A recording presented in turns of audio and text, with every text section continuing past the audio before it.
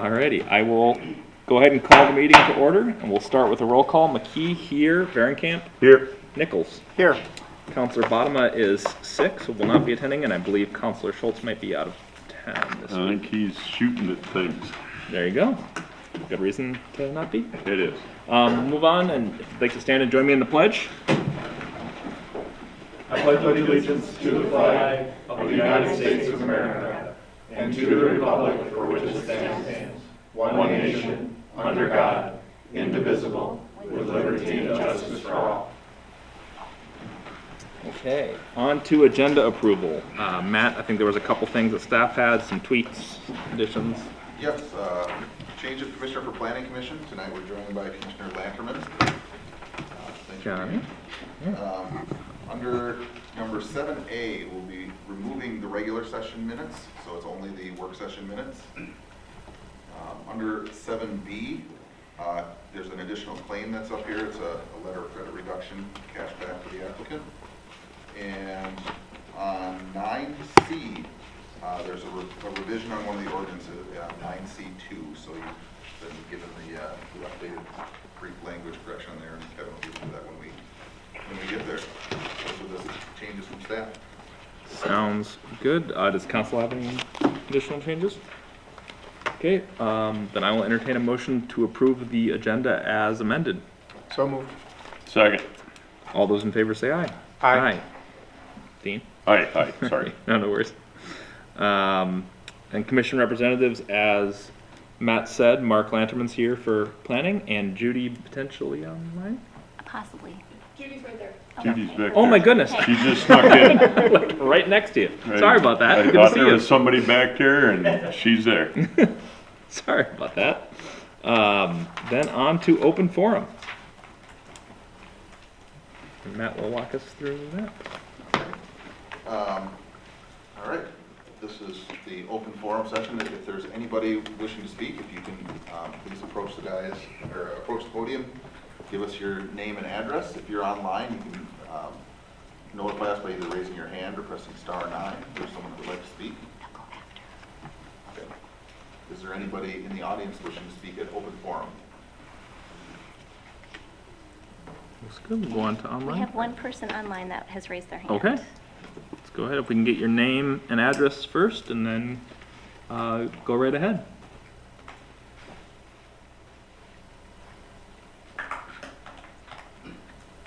Okay.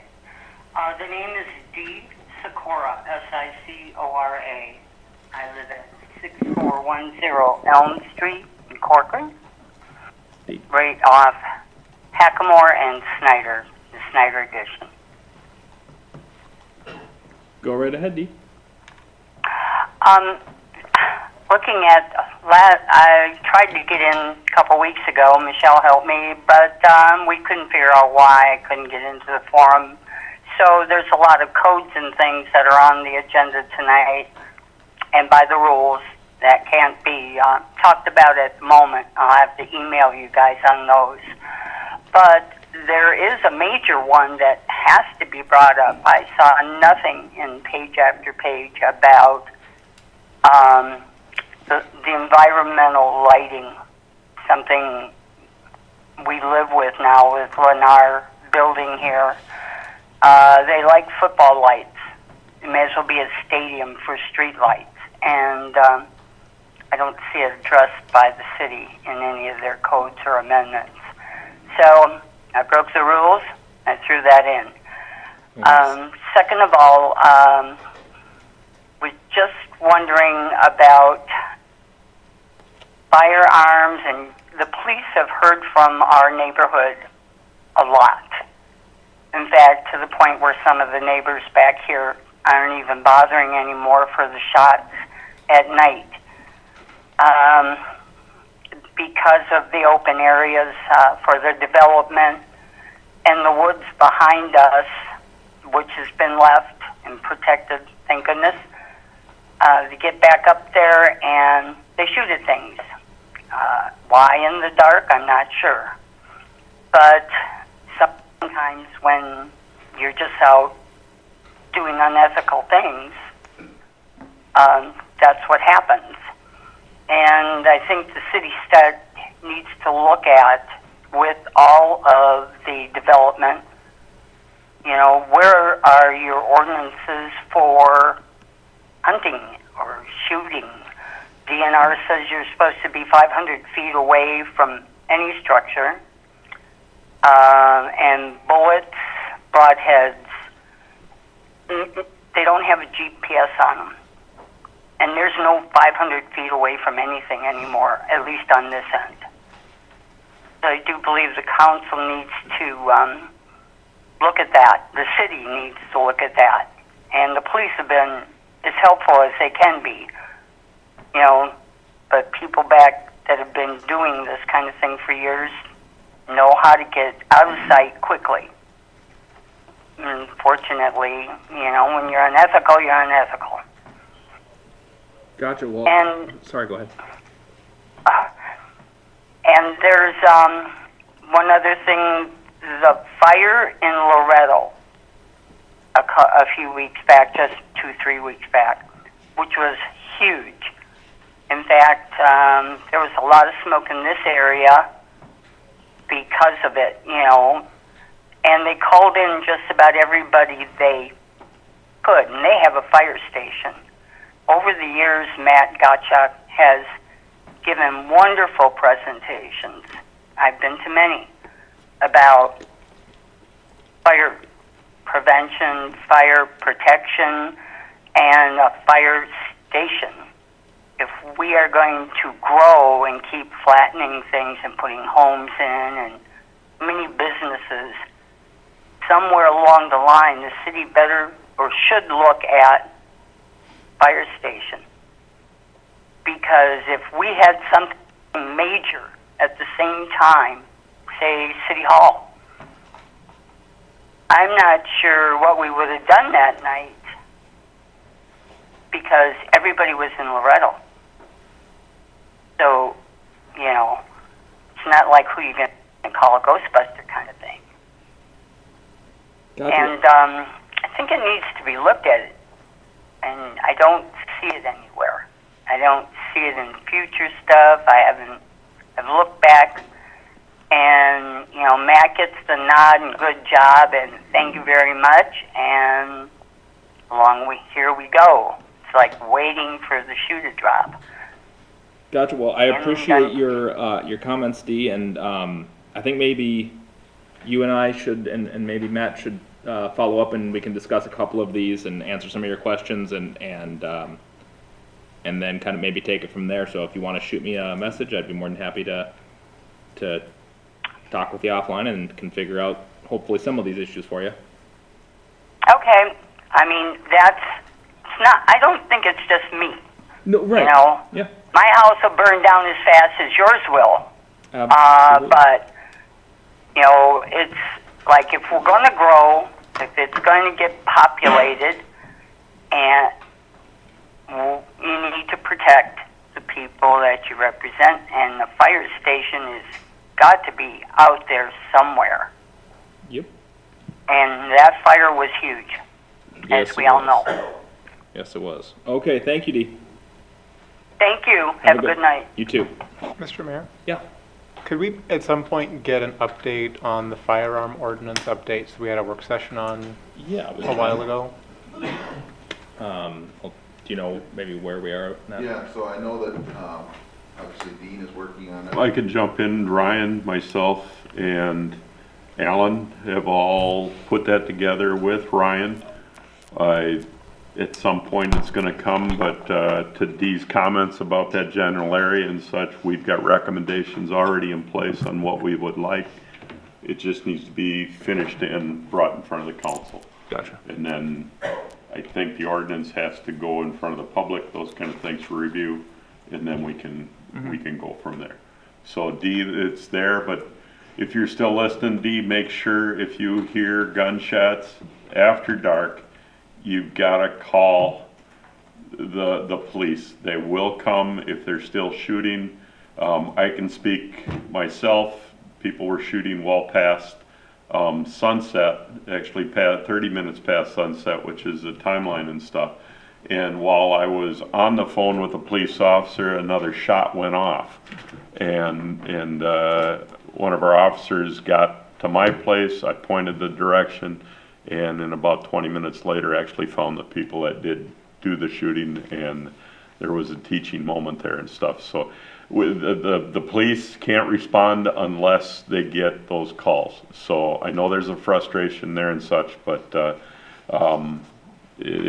ethical hunter stuff is huge to me too, and along with the rest of us, Ryan and our police force, we don't want to lose all of our rights and privileges, but there's appropriate places to make shots or take shots and those kind of things, and then there's inappropriate places, and it's getting tight down there. I think we all realize that. If I can speak to about the fire and those kind of things, D, right now I believe our response time on fires from Loretto, the folks in Medina, I think Hamel, all of those things, Rogers, and then our friends over in Hanover. I think right now, with everything that we've got and doing our best to keep our budget within decent numbers, I think our response time from any one of those fire departments are roughly 12 minutes. The cost of building a fire station and then the location is something we are working on. But the cost to build a fire station, Equip it. and everything else is a few $1 million, and then we need volunteers for that. So it is something that is high on all of our lists here, and we are talking about it. Constantly evaluating our options. We are constantly evaluating. So we appreciate your input and such. We appreciate emails.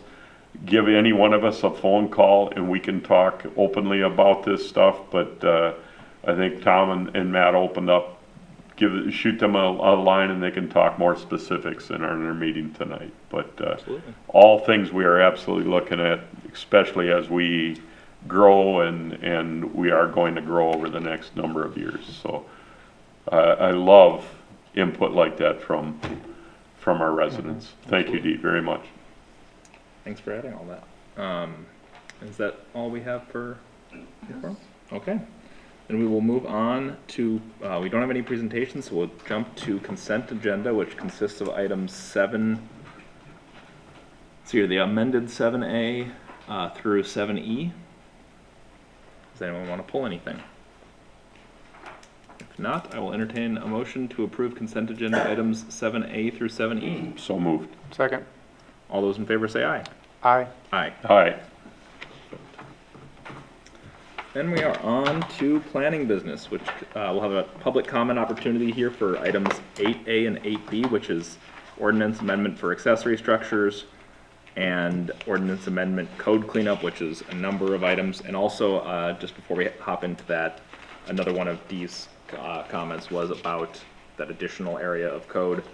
Natalie, correct me if I'm not wrong, this is not supposed to be an exhaustive list. This is kind of just some things that we've seen that we need to update or tweak. And certainly, Dee, if you're still listening, can have a conversation about other code updates. It certainly is not the last code update we will be making of ever, so. Correct. Okay. Yeah, Mr. Mayor, this was a list of items that were minor cleanups, things that we could do quickly that we didn't believe would ignite a lot of discussion or controversy. So that's what this is, and then those larger topics that would create some larger discussion, that is going to be at a later time. Perfect. Sounds good. Then let's go into the public comment opportunity for 8, and then we'll go into 8A. Those in the audience wishing to speak on items listed in 8, please approach the podium, list your name and address. For those online, if you could either raise your hand or press *9. How many people we got online? We have a staff member and 2 others. Wonderful. This time that we've got no notifications for items 8.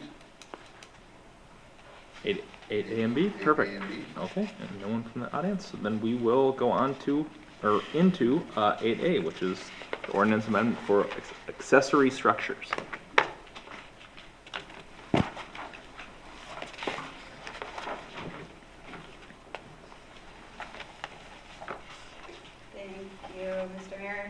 Council.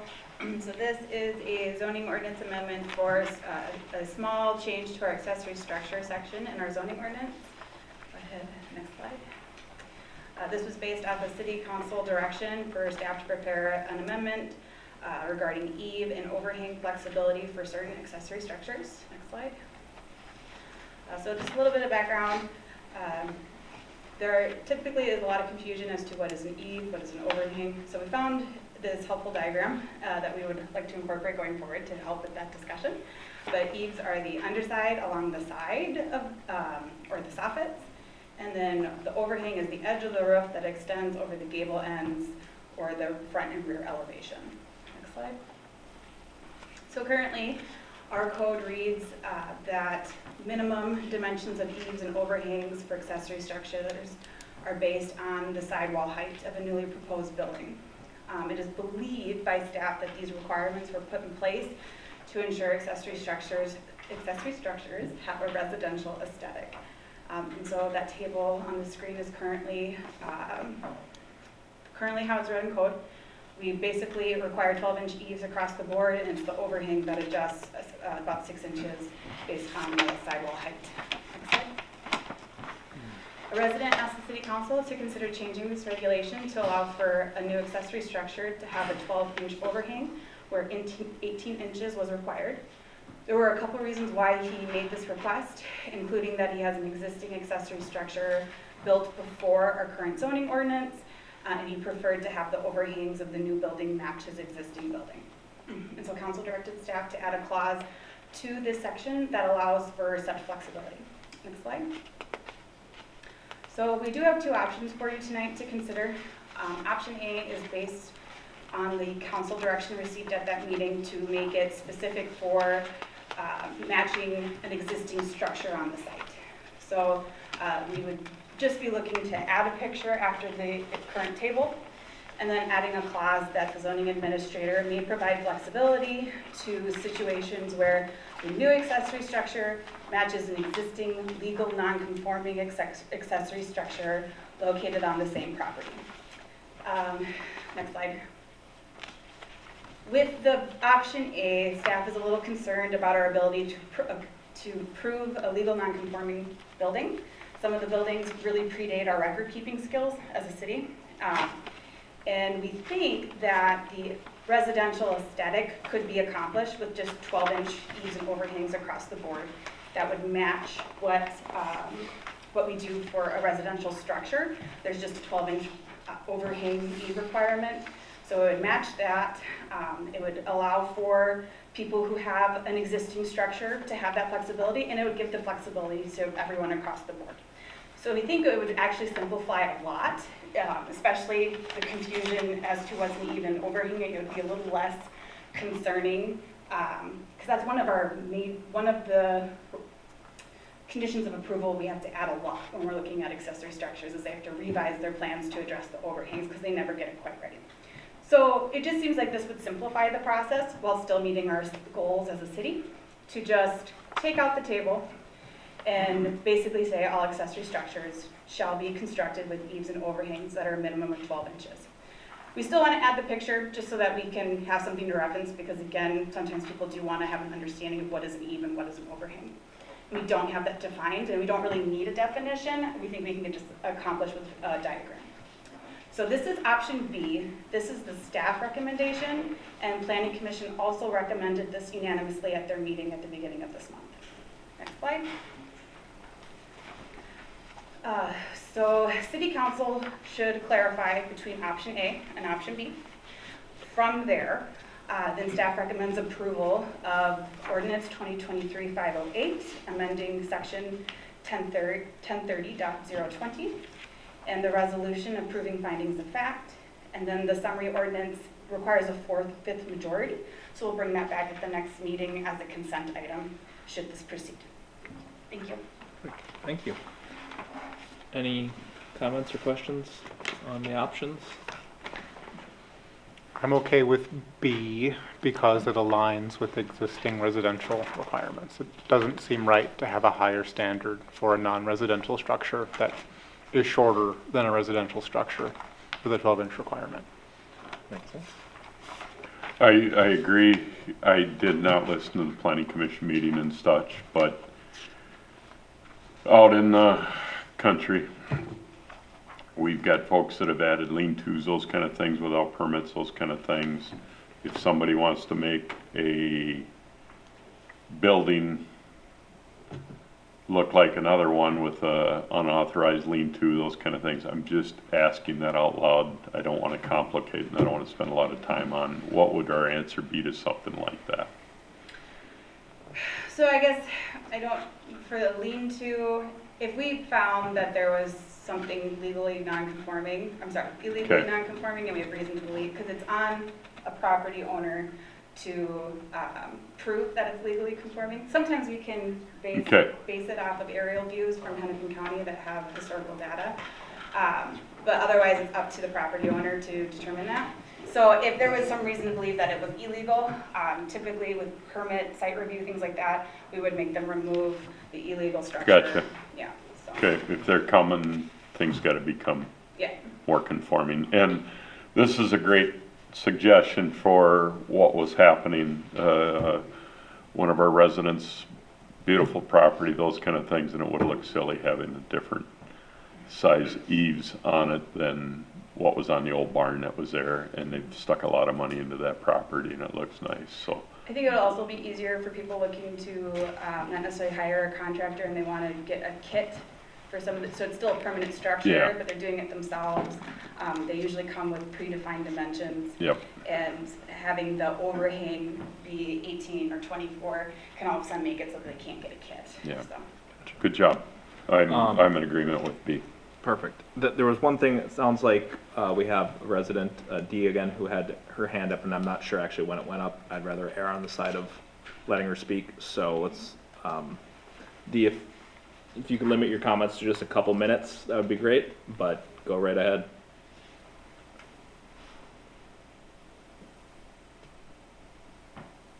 I think I hit *6 instead of *9, and that's why there was a lag. Gotcha. There is a code with all the new residents. I'm going to give you, this is on our website. The city code for dogs calls out that they be leashed off property. And the police code for dogs, it says they should be leashed or under control. We've had people come through with controllers and their batteries are dead, and so then their dogs are everywhere. Gotcha. I think those two need to say the same thing. Okay. You know, leash your dog. Is this in regard to 8B or just an additional? B, clean up codes. That's probably why I. Gotcha. And is there code relating to that? So this is specifically to our subdivision and zoning ordinance. I think she's talking about probably our nuisance code, which is Another code. Yeah, so we can Okay. definitely add that to the list. But Gotcha. the public hearing, we have public hearings for either our subdivision and zoning ordinance. There's a couple other things, but that's why this item 8B is specific to subdivision and zoning. We can Gotcha. handle our nuisance ordinances in a different Gotcha. fashion. So Dee, that might be another one where if you reach out, we can discuss that one too. It's kind of a separate thing from this update. Okay, I guess that B reads that it's code cleanup, you know, so Yep. that's the reason I said that. Gotcha. But Gotcha. reaching out, I don't have a problem. Sounds You'll good. hear from me. Looking forward to it. Thank you. Thank Thank you, Dee.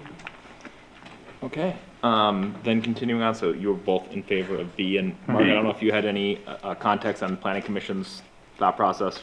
B, it seems to make sense to me. Yeah, that was our recommendation as a commission to Gotcha. approve B. Gotcha. Alrighty. Yeah. I will move to approve option B. Second.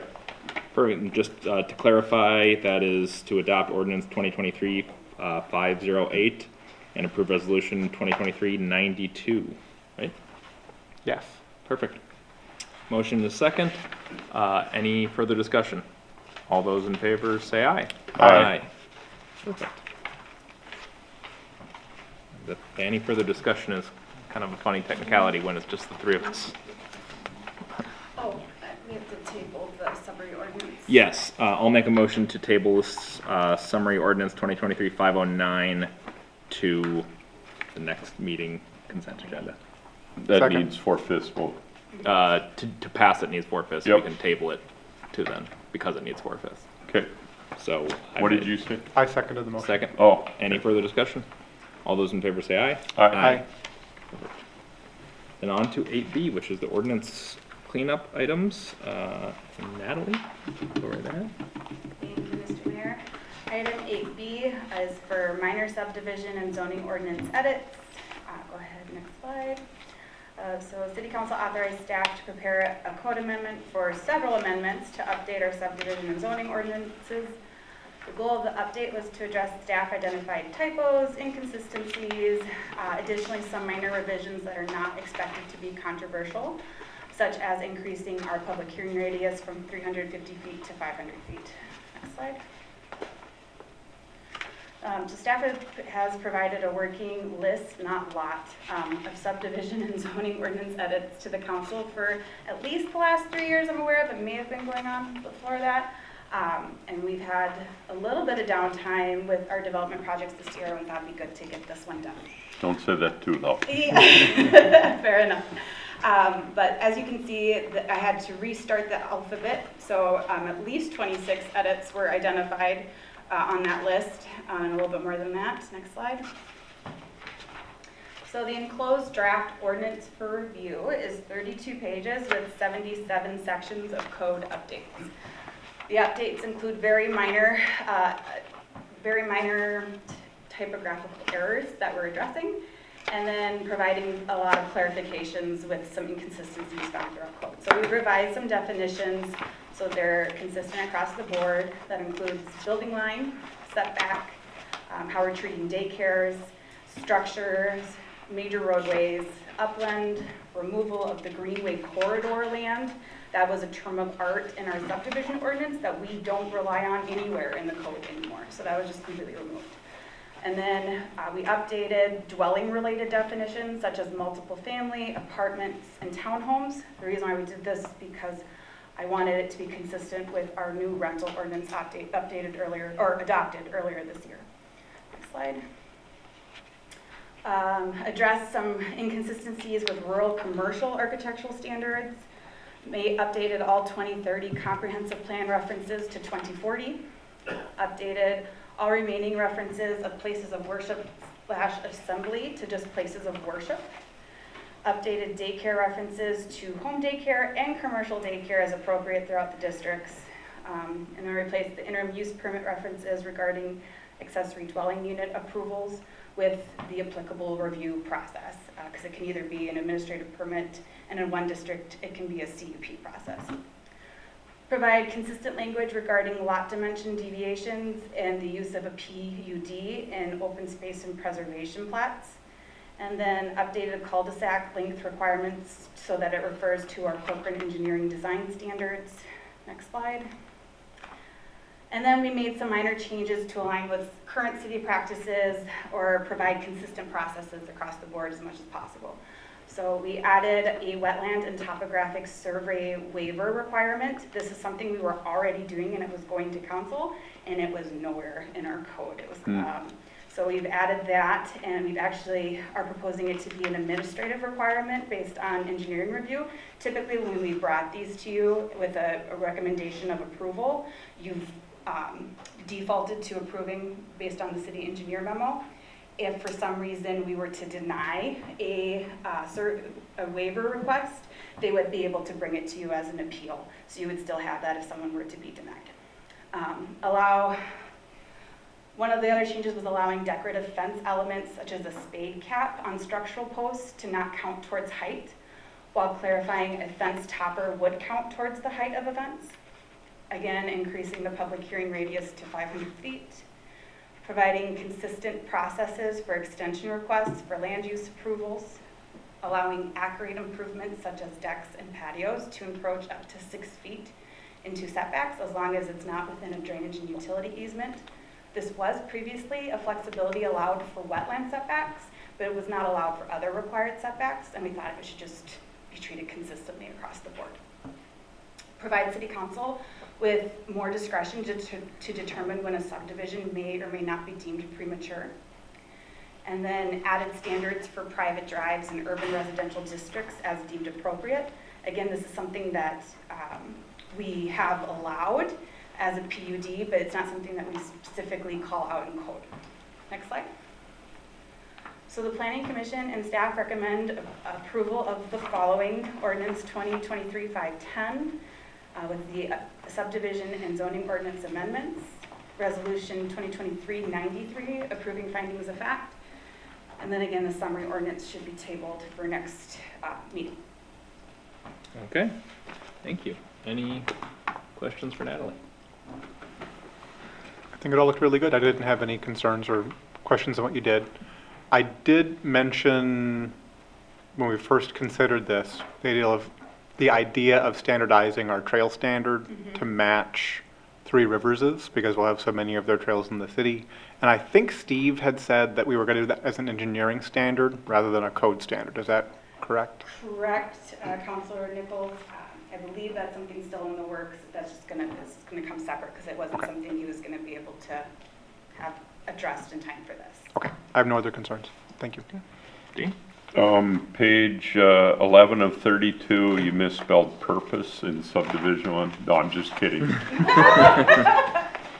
Anybody else spend time looking at this thing?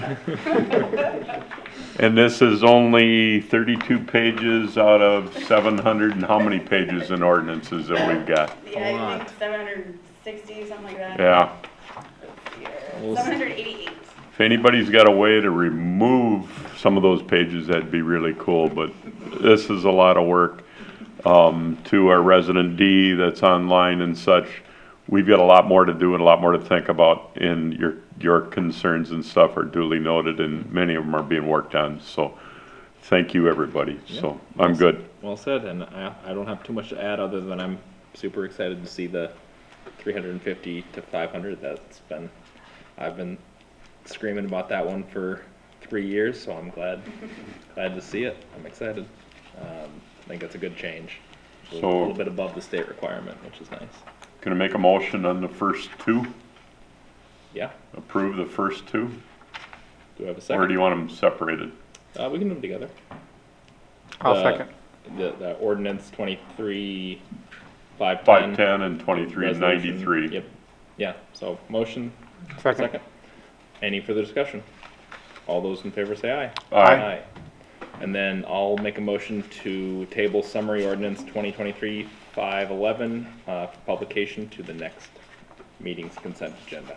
Do you want to second this one? You want a coin flip or Russell? Second. All right. Any further discussion? All those in favor say aye. Aye. Just to clarify, Camp made the motion. I made the motion. He made the motion and him. We're mixing it up for you, Michelle, so, Thank you. it takes longer to get the meeting notice or minutes out, so. Again, Mr. Mayor, if I can say, Yeah. Natalie and everybody else that worked on that, oh my God. Good job. Planning Commission, the time you spent on it, thank you very, very much. We all would like it cleaner, more concise and stuff, so thank you very, very much. Well said. Okay, then we will move on to unfinished business, which is 9A, B, and C, and we'll have a public comment opportunity. Now, Lynn, if you wanted to come up first, and then we'll get into it if there's anyone else online or in person, and then we'll go into A, B, and then C. You can go first. Good evening. My name is Lynn Alberts, and I live at 7490 Fur Lane. I'm the treasurer for Bassett Crossing HOA. Thank you for allowing me to speak tonight. I'm here tonight to request the City of Corcoran reimburse the Bassett Crossing Homeowners Association to plow the snow off the off-road trail for the winter 2023-2024. Ron Zappa, former president of Bassett Crossing, requested a reimbursement for the trail maintenance last year at council meeting. Jessica stated at that meeting that the city would look at reimbursing Bassett Crossing for the following year, or the city would maintain the trail. After talking to Kevin, I was informed that MI Homes is not completing their punch list timely. Bassett Crossing should not be penalized because the developer is not completing their punch list timely, and because of that, the city will not accept this trail. MI Homes turned over the HOA to the homeowners on September 21st, 2021. The last house in the Bass Lake Crossing development was closed in December of 2021. Bass Lake Crossing HOA has mowed and plowed the trail for the last 4 years. We should not have to pay for the 5th year to maintain the trail. Bass Lake Crossing homeowners are not the only people that are using this off-road trail. There are just as many people or more from Bass Lake South that utilize trail walking across Bass Lake Road. There are even 2 women that drive their cars over to Bass Lake Crossing and walk their dogs on the off-road trail. The homes being built by Robert Thomas will also be able to use the trail. In requesting that the city reimburse Bass Lake Crossing HOA $2,400 for plowing the off-road trail this winter. This is the amount that Midwest Landscaping charges the HOA for plowing the off-road trail. And the other question I have is, are we required to plow that trail? We haven't. We basically are under, we spent $25,000 more than our assessments this year. $13,000 was because of the snow plowing. Another $15,000 was because of our irrigation that was not, it was installed improperly. We had problems with that, and MI refused to reimburse us for those expenses. One of them was the wiring was just in the ground, and they couldn't find the short, so it took us $4,000 just to find that short. So, and MI said, well, it didn't happen right away. It happened 3 years after we put it in, so that's our problem. So we're just looking for some help. If you don't want to reimburse, I know we're kind of early as far as where we're at with this trail situation, but if you don't reimburse us, we don't have the money to do it. I have even asked Bass Lake South if we could prorate the amount, and they said no, they didn't have any in the budget. So I'm just here to ask, if we don't have the money to do the trail, so I'm hoping they're not going to require us to plow it, because I've talked to the board already. The board has always said we don't have the money to pay for it, so we just won't do it this year if the city doesn't want to reimburse us. So, Gotcha. thank you. Thank you for your Thanks. comments. Appreciate it. Is there anyone else? Anyone else in the audience or online that wants to speak on items 9A or 9C? If you're in the audience, please approach the podium. If you're online, please raise your hand or press *9. Okay. Then we'll go into 9A first, and I think kind of take this one. I think there was a little bit of a mix-up on who the nominating subcommittee was for this. I think at one point it was mentioned as, Michelle, do you remember? For this next round, I thought it was Bottoма and Camp For this current this one. current application? Okay. So the rotation has been me and a council member, and I believe, Jeremy, have you and I done one recently? I believe Alan and I did the most recent one, so I think it would be me and Jeremy. That being said, we've closed the applications. We have one applicant, and he seems qualified. Should we just make the appointment, and then for the next vacancy, if and when it happens, we pick up with me and Councilor Nichols? So, I'd be fine with that. because I think we could wait, but if we've already closed applications and we have the applicant, what's the point in waiting? Dean, what do you think? I'm okay with it. I thought we used to know what area of the city they're from. Can I we think we share a do. general area or anything? Yeah, I think we can. Think Don't so. need an exact address or anything, but just curious. You guys have that? Yep, give me 1 second.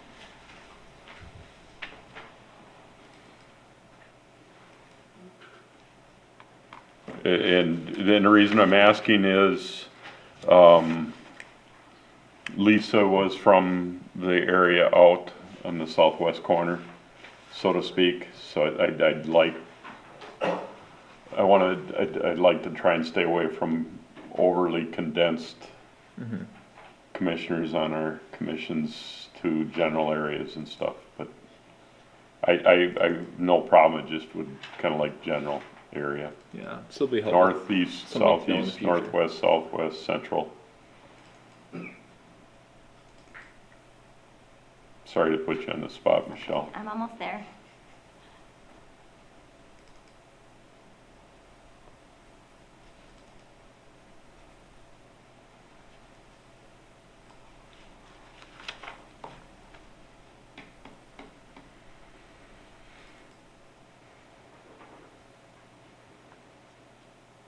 Could be really mean and start playing the Jeopardy theme.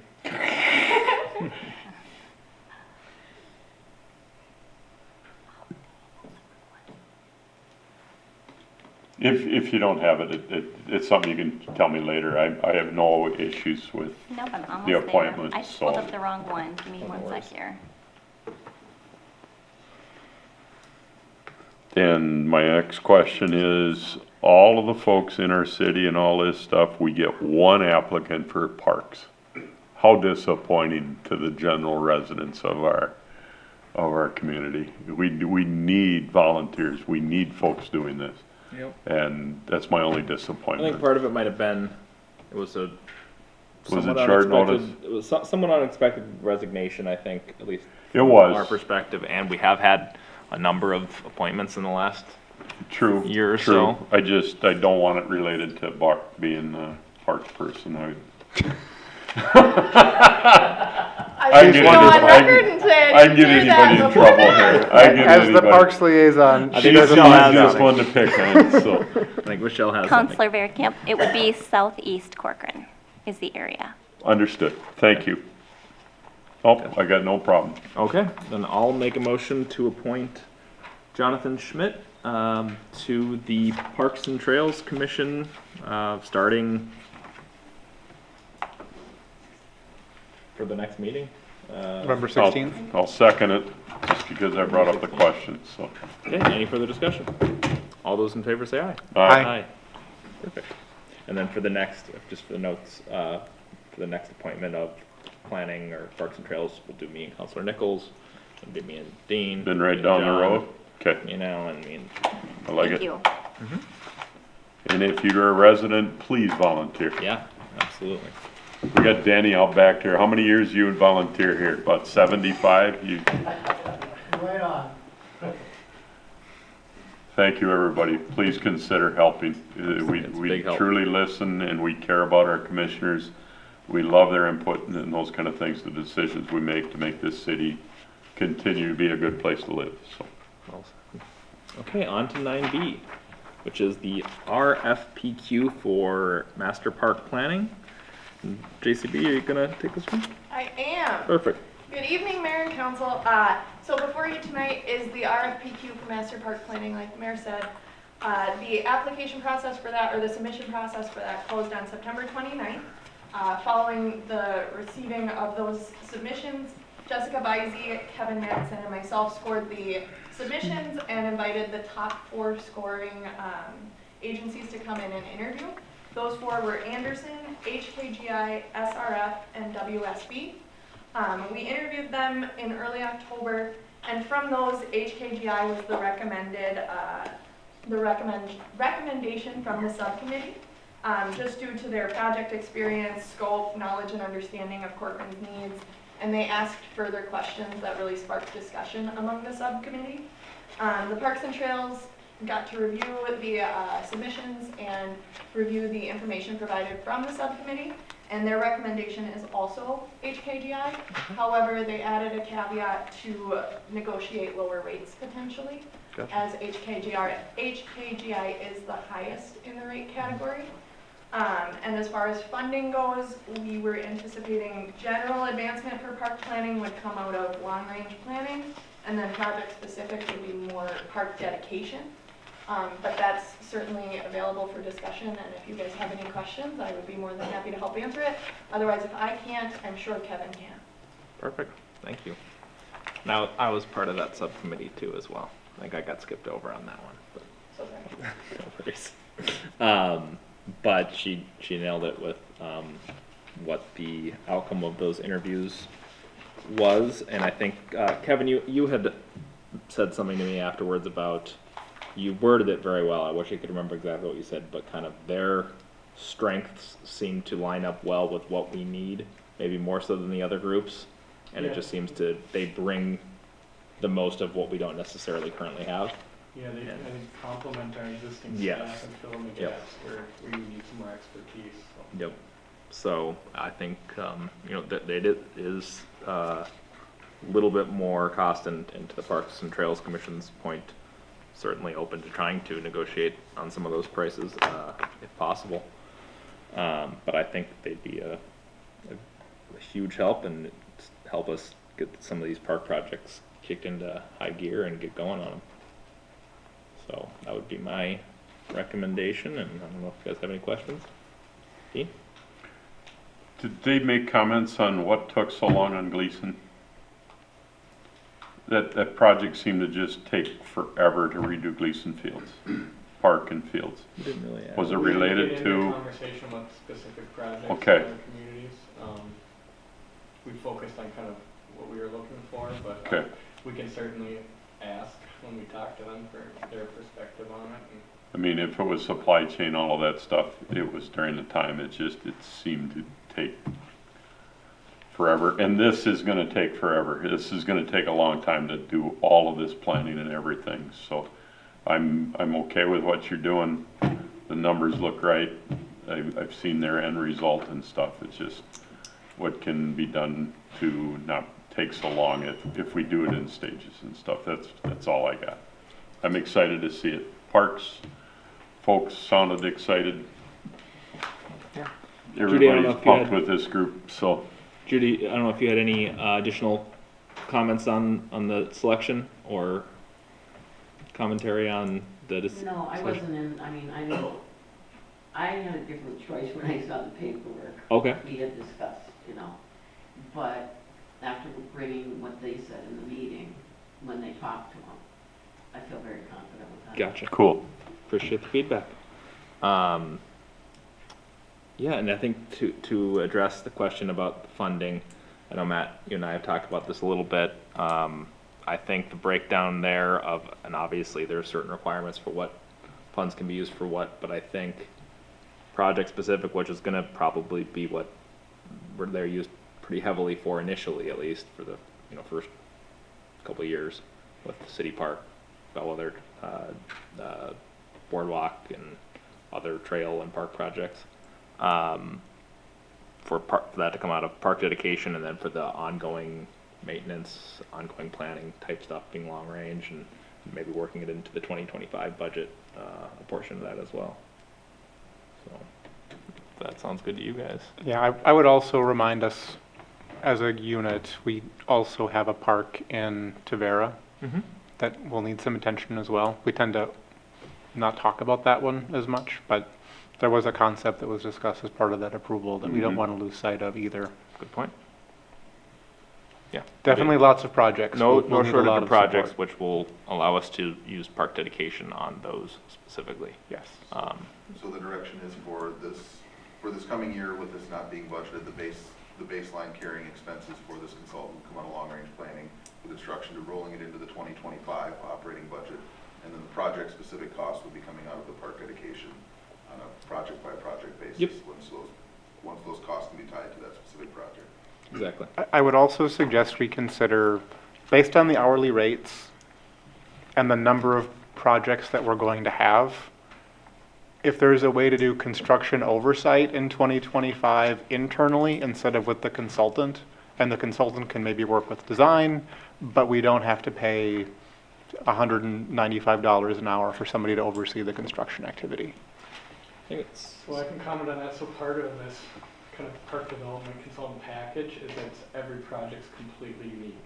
So what our layout and approach for constructing the boardwalk is going to be completely different than City Park. And the flexibility of the HKDI team really complements us. And, you know, City Park, we could use our internal engineers if we feel they're overbooked or we want to competitively bid it. We can seek out others as a partner to that. They would still facilitate the planning, the architectural. They're very complementary, so we have a suite now of different consultants, and we could always choose on a specific basis how we want to approach that project. I will say, they're specific to the pricing in HKGI. their kind of point person is higher. Some of their field people are really good value. So it's super hard to compare apples to apples, but certainly, I'm certainly open to approaching them on a conversation related to that. We can do that and bring that back. Next steps would be really to negotiate and bring back a master services agreement so we can get their feedback. Likely invite them to come in for a conversation before we formalize anything. But I think that ability to customize each project is invaluable. We could use different mechanisms to achieve our goals, and they were, in our opinions, best suited to do that. We gotta have that continuity with somebody, and it sounds like you guys are extremely comfortable with this group. And I think I've said it before, let's build it once. I don't wanna see something built and it not fit, and we tear it up and stick more money into it, so. So we bring back, like, City Park, we'll bring back a plan, approach, talk about that, let you weigh in on that before you move forward, right? They'll help refine what we do with with the that. expertise to help us how to carve that out most effectively, because there are different deliverables, different timelines, might be grants that cover certain things. We can phase it out separately as all part of one umbrella. We could break it out into multiple contracts if that was value added. So that's kind of why we've been advocating for this type of support. They'll help us do those types of things to move things forward and be creative in doing that. Love it. Mr. Mayor, I've got a question, and Jeremy, Jessica, I don't know if you can help me, or Kevin. There is no attachment to our city park related to a school district or anything, is there? Not anymore. Is there an opportunity or anything other than just charging fees for the use of our city park related to ball fields for our surrounding communities if they need extra capacity, those kind of things? There's no interest in helping us do our city park related to any school districts? Do you know what I'm trying to ask? Instead of us burdening the whole thing, a lot of cities have a school district. We've got 4. We got 5. Five. None of them are particularly close. So None of them are close. They don't we utilize have their nothing fields. there, do we? Okay. They don't utilize them is kind of the point blank statement, but we do have some associations that utilize the fields currently. Yep. We received a donation from the Corcoran Athletic Association and another organization, and I don't want to get it wrong because it's either Hamel or Hanover, and if I say the wrong It one. was Hanover, but Thank you. the Corcoran Athletic Association is dissolved now though, right? Correct, so that was So, the last of their money, but, so we have had some external donations as well. And the donation from the Northwest Area JCs of $100,000 for this splash pad as well. And then the $300,000 from Hennepin County Youth Sports. She's got it all. And we're still looking at other options too, don't worry. There's a couple that have You got popped up everything since. plugged in and everything. chat about that. Great job. Perfect. I mean, those are the things that they bring, like those ideas. We could still, hey, how do we fund these? I think for the Gleason, my understanding is there was a association that was a big contributor to the Gleason. Oh, So, I mean, there's again, different ways to package all this, but we would present those on a specific basis. a whole different community, and I want our residents to know and understand this is ours. We don't have school districts involved, we've got associations involved. But if somebody starts talking, why did we spend this much money on this? Why did it cost us that much? We're having to do this related to what we've collected on park dedication fees, those kind of things. We have very little input from others except those that you've mentioned, the JCs, the Hanover Association, those kind of things. So we're talking budgets, everybody's flipping out because taxes are going up. Well, I think this is going to be money well spent and help us do it right the first time, so. And good if there job. are alternative funding options, please feel free to pass Boy, it if along. we find them, I'll be passing them your way. Yeah, Sounds good. it's a lot of work, you guys. Yeah. Parks, thank you. Okay, with that, I will entertain a motion to authorize staff to develop a master services agreement to work with HKGI on a draft agreement to be presented at a future meeting, as well as to have the discussion about negotiating rates. So moved. Second, Further discussion? is there a way we can meet this group too? Is that what you would I say? think we'll invite them into the Outstanding. next meeting so you can meet them So before you second. finalize anything. Second. Second Perfect. with that comment. Sounds good. If that's okay. Any further discussion?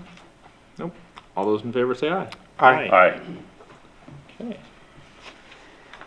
Then on to 9C, which is the snow and ice removal policy trail maintenance discussion. Kevin. Yes, thank you. Sorry, I was just finishing up some notes. A lot of information in the packet here. I didn't get a chance to do a presentation on it. This has kind of been in conversation for, feels like 3 years. It comes up annually with the Parks and Trails Commission when I visit them on an annual basis. What are we gonna do when we maintain trails is kind of been the primary focus. We continue to kind of have that discussion and evolve. Part of this specific effort was kind of a coalition of those conversations. It's a working document. It will always be a working document for a long time as we grow and transition, so I want to be crystal clear. This will change every year. But what we tried to do in the snow and ice policy is kind of coalesce around a policy that we can publish on the website that explains what we do and why, with some figures that will be updated every year. A lot of them right now are pretty generic. We don't really have the sophistication of a larger city. We tried to set the framework in that document so that we could easily update it. That was one of the goals in this effort. There's a lot of questions in there that talk about feedback from the Parks and Trails Commission. If you have specifics on that, I'd be happy to go through it, or Judy can participate. There's a couple things highlighted in here that we thought may be worth a conversation or feedback. If you don't have any questions, we tried to take a stab at where we thought all the comments were trending with some staff recommendations. That's what's in the snow and ice policy. Kind of what we think we heard, what we are recommending. So that's kind of our 95% draft of where we're at. It'll probably stay draft, and we'll bring it back with if we table the summary ordinances here tonight, we'll probably bring it back and might modify the picture on the front cover, maybe take a picture of Corcoran trucks, probably modify the stealing away mailbox detailing here, and then if there's any other details that the council wants to focus on or elaborate on, we can incorporate that and bring that back. That being said, there was a amendment to ordinance 2023-503. Really the only change, really the only change in that one, it's on the dais, was public works director or designee in terms of the overweight permits. So just in case the public works director is out of town or unavailable, there's another individual in this organization that can make that. So that ordinance talking about overweights is really what has been our practice for a long period of time. So it's a little bit of a catch-up. Be happy to answer any questions on that. And then we also have an ordinance related to traffic and parking. So that's outlined pretty thoroughly, and I'd be happy to go through those details, and I think Matt can speak to some of them too. But essentially, we're trying to kind of lay the foundation for how we manage the roads in the winter time, and we're early in this, and education is a key role in that. But we want to have some ability to do something in an emergency, because we do have an obligation to clear the roads in an emergency. So we wanted to be able to have some ability to do that, and Matt can speak to that in more detail on that approach if there's any questions about that. So, got wordy there, I apologize, but I'd be happy to answer any questions that you have tonight. I'll turn it back to the council. Sounds good, thank you. Any questions for Kevin? I think it's a really good starting point. Like you said, it's kind of a living document for a lot of it, and we'll be tweaking and figuring it out as we go, but I think it's a really good start. To the traffic and parking items, Matt, I don't know if you had anything you wanted to add there. I think it's probably a necessary thing. I would really encourage us assuming this is approved, that we really get the word out on that. Whether that be through the website, through our next newsletter, Facebook, whatever we can come up with. All of them. Yeah, I know in the past, just on regular winter plowing issues, it's been where I've had neighbors that have parked in the street, and then I've talked to them afterwards, and they had no idea that they weren't supposed to, and they hadn't seen anything from the city on that. So I think the more that we can let it know that this is what could happen, this is why, ahead of a big snow event, would be good, so that people aren't, ooh, that hurt. People aren't blindsided when something like that does happen. I think that's the goal, to like put this on the website, to have a resource to promote that, so. For sure. I think that's noted. Other than that, any questions on the ordinance part? And then I think I'd like to have a little bit of discussion on Lynn's comments. Agreed. Ordinance looking okay? I think so. It took me a minute to read the one that was on the dais up here, so. Fair enough. One thing that comes up a lot that I've noticed is snow and ice removal from sidewalks, where it'll either not be done or done with a very minimal amount of clearance. Are we actually likely to respond as a city to situations like that and, clear and charge? Or how do we want people to interact with the city when that is observed? So, where we have sidewalks, we'll have a sidewalk at City Hall, but where we have sidewalks now in the newer neighborhoods, that's technically an HOA responsibility. Okay. So anywhere you see the concrete sidewalk, that's our HOA responsibility. So if we got questions on that, we'd have to work with the HOA folks and help them understand if there's questions. The bituminous trails ultimately get turned over to the city and would be part of our trail system. So when we get to accept that point, we would then be figuring out that, and we'd be responsible for that. So there's a distinction between concrete sidewalks and bituminous trails. Are there any concrete sidewalks where there isn't an HOA? Not to my knowledge, City Center would be the first one, which won't be ready till next season. So we would be maintaining that in City Center. Okay. So it wouldn't be the business owners who own property with the sidewalk. The city would actually clear those sidewalks? I believe because we're the landowner, so in cases where development comes in, that's under the HOA umbrella and that's package. In the case of City Center, that was city land, so there was no umbrella. We basically sold the lot and other agreements. So I think the distinction is that we had the land before. So, and that's my understanding, is that we would plow those sidewalks along the City Center. Interesting. So even where St. Therese is, St. Therese wouldn't clear the sidewalk? The city would do that? That's my understanding. I can check with Kendra, but that's my understanding. That was would what be we the only agreed spot to. Other than like City Hall here, or a future public building, or if there's sidewalks at the park, City Park, so public property sidewalks we plow. So a park at Wildflower Park, when it's accepted, there's some sidewalk there, that would technically be our responsibility. So public land outside of a new development. Okay. So the short answer is most sidewalks that are on public property, the only distinction is going to be City Center. Okay. If you want off. And so the delegation of responsibility to the HOA, that's part of the HOA That's in their founding documents? Yep. Because there is a nuisance ordinance around that, I think, as well.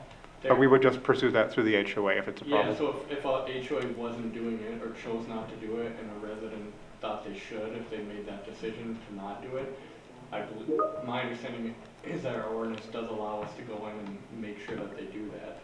We would generally notify the HOA of that ordinance and work with them to resolve it. Okay. I think we hope we don't get to that scenario, and if we do, we'll have to dig into that, or if you would like us to dig into that when we bring it back, we can, but the general idea was that they would handle that through the HOAs. Okay. Any other questions on that? No, thank you. Then just want to have a quick conversation on Lynn's and the MI Backside Crossing conversation. I don't know if you guys had anything you wanted to start with. We have a question. Kevin, Lynn was saying that they're having issues completing their punch list to turn it over to us as a city. Is that right? Yeah, they haven't completed their list. Yeah, I can't speak to why they have or haven't, but they have not finalized. They haven't completed their list. Are we expecting that completion soon? And I'm going They'll someplace, miss so. this year now. Okay. They'll miss this year, so So we then, we anticipated it 2 years ago. I think I repeated myself here and had to yep. eat some. So then my last question is, how much money is in escrow? And can we take from that escrow to essentially take care of, resolve this? That would have to be. That'd be a city attorney legal. question. Yeah, we can certainly. I'm asking that straight up because I'd rather not open the can of worms and well, I understand the HOA and stuff. It sounds like they're getting a raw deal and it makes me more and more sour on M&I Homes and stuff if they can't resolve something that, in my mind, is something as simple as some sprinklers, general warranty and for warranty stuff. And I haven't heard of any other crazy things yet, but can we legally pursue that or ask John that question and insist on they finish the punch list by a certain time next year? Or We have the process that we discussed not too long ago about how we can go about going after some escrow, if For some surety. I think, yeah. yes, if lists are not, the phases are not closed out timely. So I think we could potentially come spring, if we don't see that that's lined up. I think we need to stop playing games with sending lots of letters and asking for, execution on the agreements. I feel like we've given, in certain cases, to certain developers, lots of opportunities and lots of warnings of our intent to get these things done. I would be in favor of being a little bit more aggressive on the timing, still consistent with ordinance and policy and legal considerations, of course. But I get the sense that there's a motivation to not complete the work for some reason, and they seem to do enough to show progress, but not actually finish anything. And I don't want to have this drag out another season for any of these that have been sitting open for a long, multiple stretches of years. So I would be in favor of a more aggressive approach to just make sure it actually happens relatively early in 2024 because it's been a long time. So like, come spring of whenever they're able to build or do a lot of the outdoor work. Yeah, I wouldn't give a lot of slack. I wouldn't give them until tired of early summer. I would give them until spring, and if it's not completed, we do it in the summer ourselves, And per the charge- new policy we and charge them established. back. Would that good? Well, yeah, so if that's a consensus or direction from council, I would recommend working on that late fourth quarter, around the turn of the year, to let them, per the contract, they have the ability to respond, they have the ability to do the work, they have the ability to commit to a plan, and then it's a formal contractual process. There's a little bit of legwork up front to make sure we identify everything. So once you put that on the list, that's it. And then if they finish the list and they're done and you move on, if they don't, then the surety gives you the money. So I think we want to, if that's the direction of consensus of council, we want to start that before, early as can feasibly done, so that they have an opportunity right out of the spring to hit their, whatever their window is. Don't quote me on it, but 60 days to complete the work, 45 days to complete the work. They give us that plan. If they don't, it's already in place. That if they fail on that, then we would get the surety. And it's a legal process. We don't want to involve our attorney, but all of that is actually covered under the escrow. So, and we have enough surety in place in all these developments to cover the outstanding work. So that's not a concern that we're upside down. concern is just taking that last step to formalize the execution, so. And I will say, it's fairly consistent with all developers, so I would advise that we broadly look at it and look at all the Yep. ones that are basically the longest and work our way sequentially that way, to make sure we're equitable in our approach, because it is, or at least in buckets, right? Like, so that we're, it's not just MI. Nope, No. I think there's a handful of, It's I- a fair other amount. So, developers. I wasn't putting your words in my mouth. That's okay. I'm a big boy, I can handle it myself. My issue is what do we tell the HOA right now? Do we tell them to plow it, not plow it?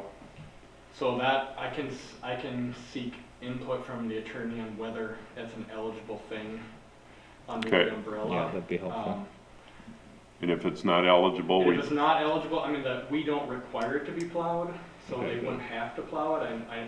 I feel like from what I've talked to residents and council, it's probably disappointing if that made that route. Yep. I think we'll just take it one thing at a time. Is there any way that the escrow is eligible for that through the contract? So we would need to ask that specific question, Okay. and I can bring that back. I would assume quickly if I can connect with John. That'd be great. But, in the next, Couple meetings. as quickly as possible. There's an earlier meeting in November, so I would say in the next 2 meetings, we should be able to get a response on that. That'd be great. And then they would know in advance, we might miss one snowfall here if it snows this weekend, but hopefully it's not snowing too heavy before Thanksgiving. So it's kind of a two-part question. I'm knocking on wood, I don't want any yet. If we can require that, we'll evaluate that. Okay. Can I just ask a question? Sure, if you want to come up quick. And I know you want to get to it soon, my concern is that we signed a contract with Midwest because we assumed the trail was going to be in part of the contract, okay? I talked to Midwest, I said, we got a problem here now, so what do we do? And he said he would work with us, so I just want to make sure that I can get out of that contract, that portion of the contract, because right now it's including the trail, so, I need to know fairly soon. He said he'd work with us, but I would need to know fairly soon what we're going to do, because he has a subcontractor for the snow, and he's going to be signing that contract with him, so now he's going to be stuck with him and saying, hey, I signed the contract for the trail, and now you're pulling it away from me, so.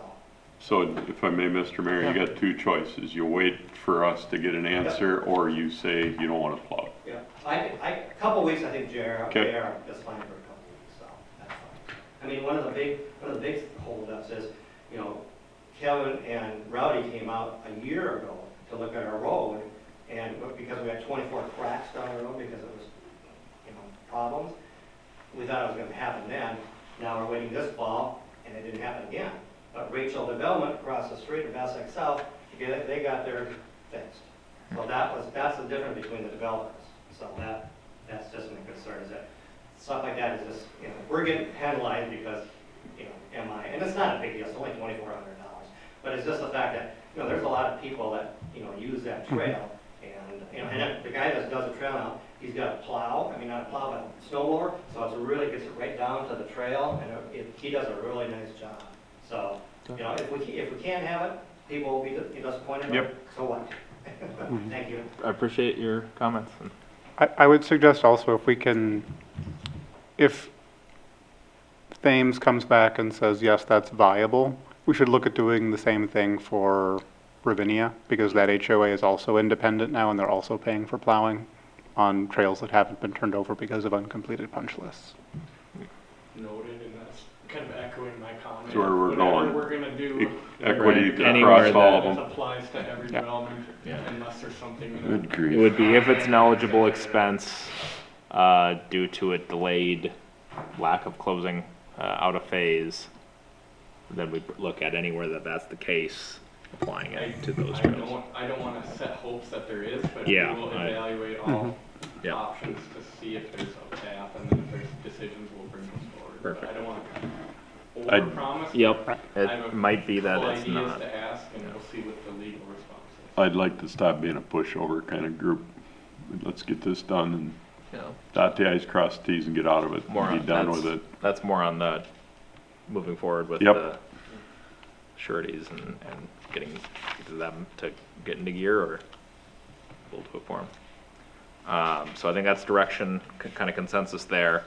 And then regarding the actual updates itself, if there's no other questions, I'll entertain a motion to adopt ordinance 2023-503, amending chapters 70 and 71 related to traffic rules and parking regulations, and approve resolution 2023-89, approving the snow and ice removal policy, findings of fact for the amendments to Title 7, I believe. Is what I have? So moved. And that's as amended, right? As amended. Yep. Thank you. So we have a Second. motion and a second. Any further discussion? All those in favor say aye. Aye. And then I will make a motion to table summary ordinance 2023-504 for publication to the next meeting consent agenda. Second. Any further discussion? All those in favor say aye. Aye. Then Thank you. Thanks, Lynn. Have a good you, one. Let's see here, almost through. So on to 10, which is new business. We have 2 items, 10A and 10B. We'll have a public comment opportunity here quick, and then jump right into 10A. All right, anyone in the audience with public comment for items 10A or 10B, please go up to the podium, give your name and address. Anyone online, please press *9 or raise your hand.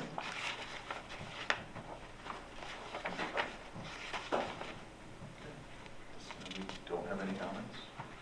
Okay, then we'll go into 10A. And Kathy or Matt, who's doing this one?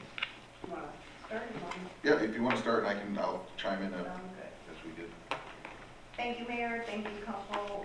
Kathy Hughes, Administrative Services Director.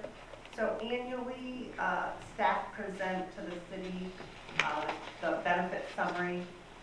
This year, Health Insurance, Health Partners has offered to renew both medical plans with a combined increase of 11.47. Our carrier wanted me to make sure to reiterate that part of this increase of 7.4% is due to members aging up. They use an actuary type process to calculate our health insurance. But I also have provided the variations from comparisons of health insurance plans. So today we are looking for approval or not of the benefit summary that is attached.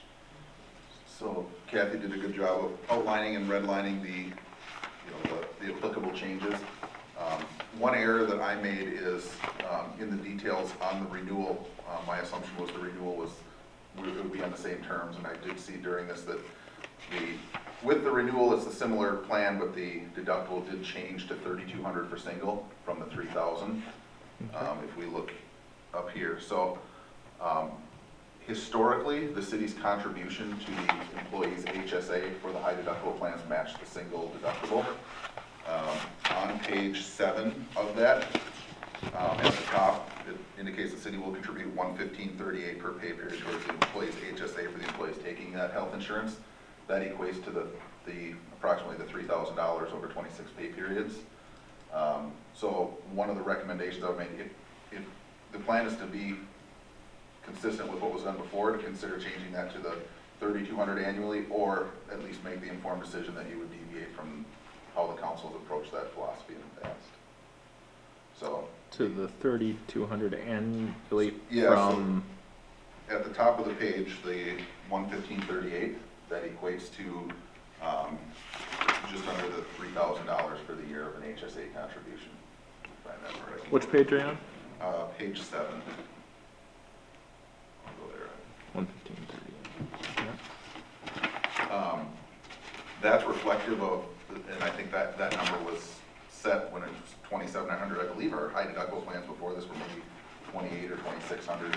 The employer contribution has typically been what a single deductible was. But I think the philosophy was that your insurance, while you're paying your share of the city's contribution, way back when we switched to a high deductible plan, was the city would contribute to the HSA at least to cover the employee, and if they elected family coverage, they still just receive the employee HSA coverage. So if that was to be, if we were to consider doing that $3,200, that comes to changing that $115.38 to a $123.07. That's what I was looking for. Okay. 123.07 would be the equivalent with that increase. would be the equivalent of that increase, so. Okay. Yep. And so that's, the percentage that Kathy outlined is the plan increase. The plan, I think this is their closest or comparable with that deductible rate increase, so. Gotcha. Any questions for Matt or Kathy? Benefits are going up. Everything's going up.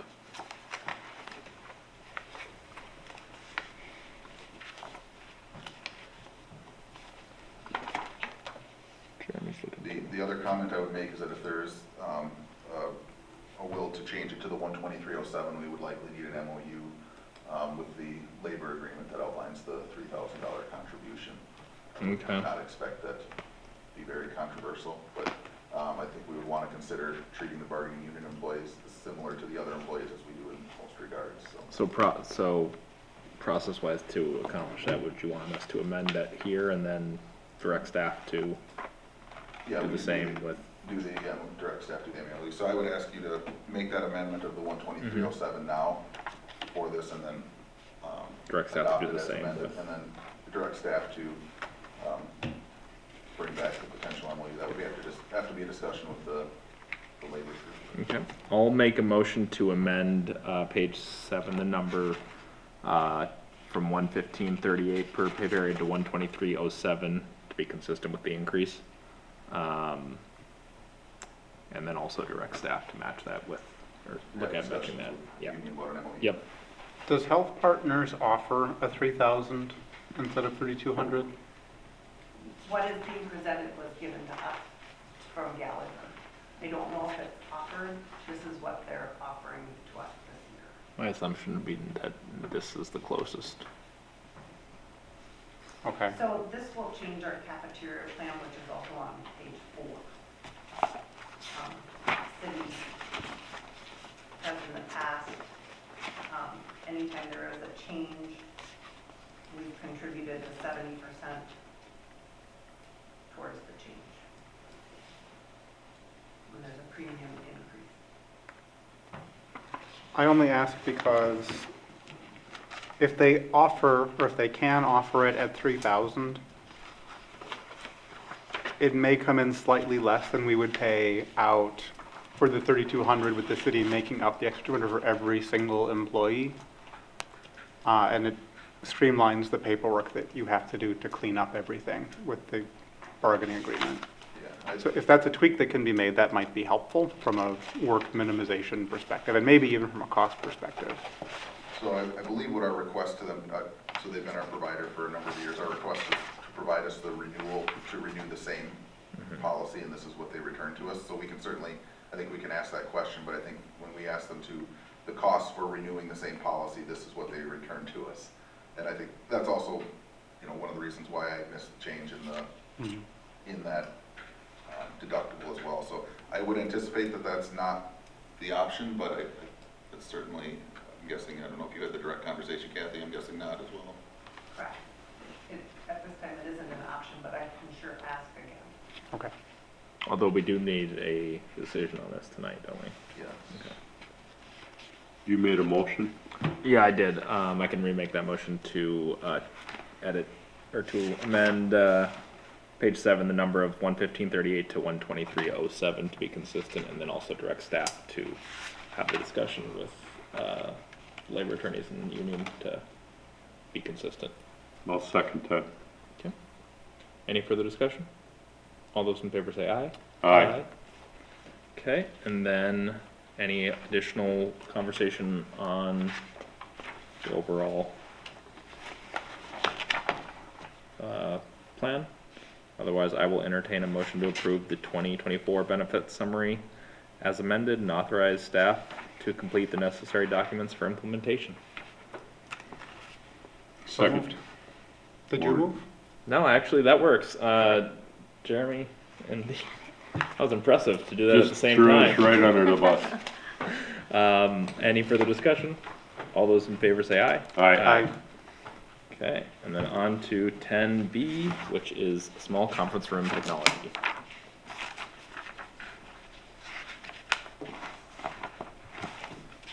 I move to authorize staff to proceed.